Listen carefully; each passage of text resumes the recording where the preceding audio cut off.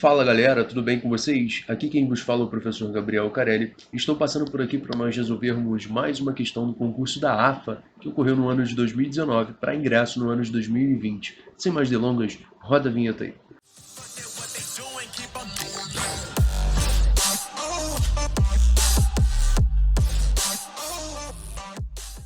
Vamos então fazer a leitura da questão de número 56. Considere uma máquina térmica ideal emisão que funciona realizando o ciclo de Carnot como mostra a figura abaixo.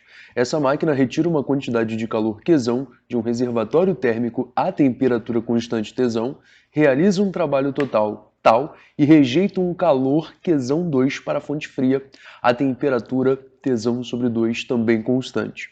A partir das mesmas fontes quente e fria, projeta-se 4 máquinas térmicas A, B, C e D, respectivamente, de acordo com as figuras 1, 2, 3 e 4 abaixo, para que realizem cada uma o mesmo trabalho tal da máquina M. Nessas condições, as máquinas térmicas que poderiam ser construídas a partir dos projetos apresentados seriam... Galera, como vocês podem notar, nesse nosso slide eu trouxe aqui justamente o gráficozinho utilizado no enunciado, tá? É um gráfico de pressão por volume que mostra justamente essa nossa transformação e traz algumas informações bem preciosas, como a temperatura da fonte quente, a temperatura da fonte fria, a quantidade de calor absorvida da fonte quente e a quantidade de calor que vai ser jogada fora para a nossa fonte fria, tá? É com base no gráfico que a gente vai fazer a nossa primeira observação, que é o cálculo do rendimento, segundo, uma máquina de Carnot. Todo rendimento considerado de uma máquina Carnot é basicamente um rendimento máximo. E ele pode ser alcançado, ele pode ser calculado quando você conhece as temperaturas absolutas, tanto da fonte fria quanto da fonte quente, tá certo? Então, fazendo-se essas substituições, ok? O rendimento máximo ele vai ser basicamente igual a 1 sobre 2, desenvolvendo todo o algebrismo necessário, tá certo? E aí, quando você acha o valor de 1 sobre 2, em termos percentuais, o rendimento máximo ele tem que ser de 50%. Ok? Beleza? E aí, o que eu vou fazer agora com vocês? Uma relação importantíssima envolvendo essas quantidades de calor, tá certo? Com essas nossas temperaturas absolutas. Como que eu vou fazer isso aqui? Eu vou pegar a temperatura da fonte quente pela temperatura absoluta da fonte fria e igualar isso com os módulos das quantidades de calor que são absorvidas da fonte quente com o módulo da quantidade de calor que vai ser jogada fora para a nossa fonte fria, tá certo? Então, fazendo as substituições, tudo bonitinho, tudo padrão, né? O que é o QQ que aparece aqui no numerador para vocês, né? Esse QQ eu chamo simplesmente de Qzão, esse QF eu chamo simplesmente de Q2, tá certo? Segundo a nossa ilustração aqui, ok? Então, basicamente, reorganizando esses termos, você vai conseguir calcular, você vai conseguir descobrir que a quantidade de calor que você absorve lá da sua fonte quente é o dobro, né? Ela vale o dobro da quantidade de calor que você está jogando para a sua fonte fria, tá certo? Então, agora a gente vai precisar analisar todas as 4 figuras para a gente tentar chegar a um gabarito, né? Tentar chegar a um denominador comum. Quando eu olho para a minha figura 1, gente, olha só, vamos tentar calcular o rendimento máximo dela? Mas para eu calcular o rendimento máximo, eu tenho que olhar para as temperaturas da fonte quente e fria. Mas espera aí, a gente já conhece. Quando a sua fonte quente tem uma temperatura Tsão e a sua fonte fria tem uma temperatura Tsão sobre 2, o rendimento máximo dessa nossa máquina térmica vale 50%, ok? Agora eu vou fazer o seguinte, né? Basicamente eu vou tentar pensar no rendimento comum dessa nossa máquina térmica, e quando eu falo rendimento comum, é através das quantidades de calor da fonte quente e da fonte fria, tá certo?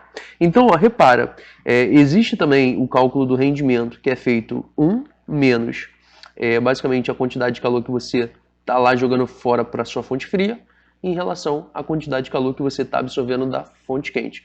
Óbvio que tudo isso daqui está em módulo, tá? Não marca bobeira, mas enfim, a gente costuma escrever simplesmente sem esses módulozinhos aí.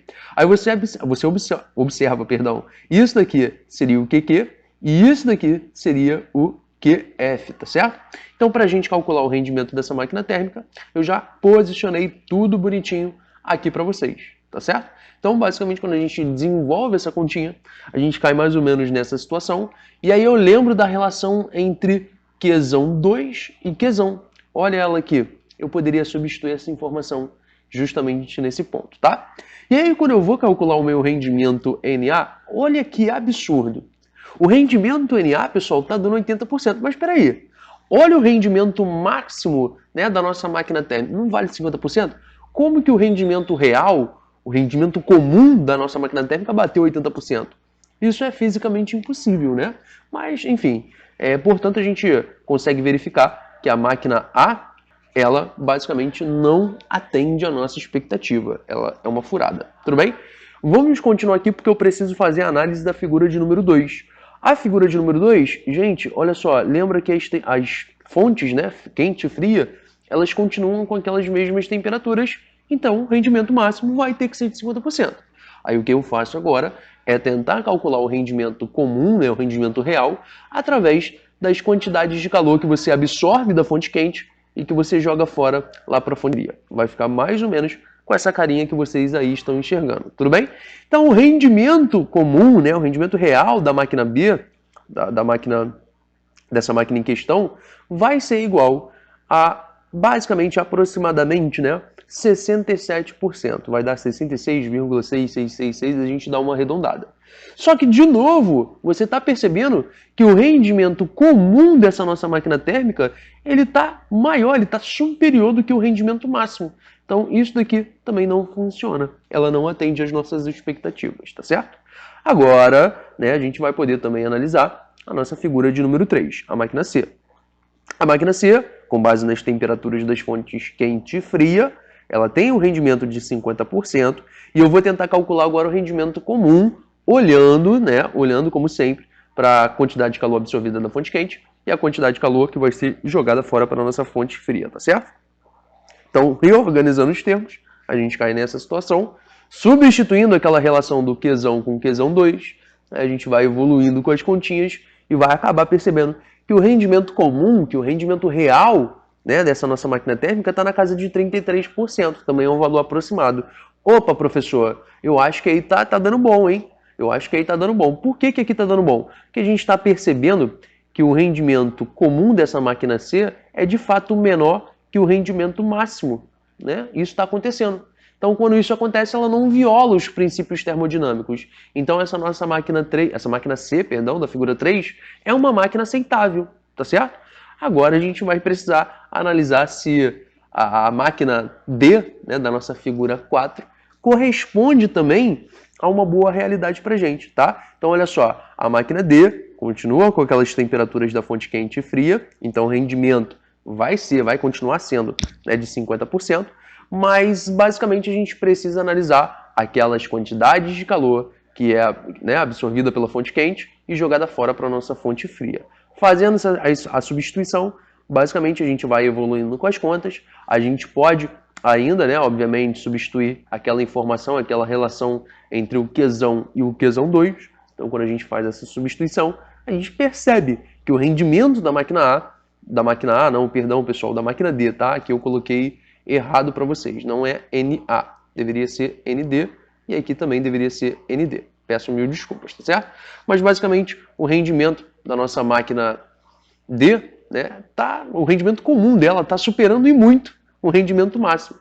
Ou seja, galera, quando você olha para o pedido, né, da nossa questão, ele pede quais são as máquinas que atendem, mas só a máquina C atendeu. E quando você olha para as alternativas, não tem apenas a máquina C, né? Ele trabalha com duplas. Portanto, a melhor resposta que nós poderíamos dar para essa questãozinha é que ela está anulada.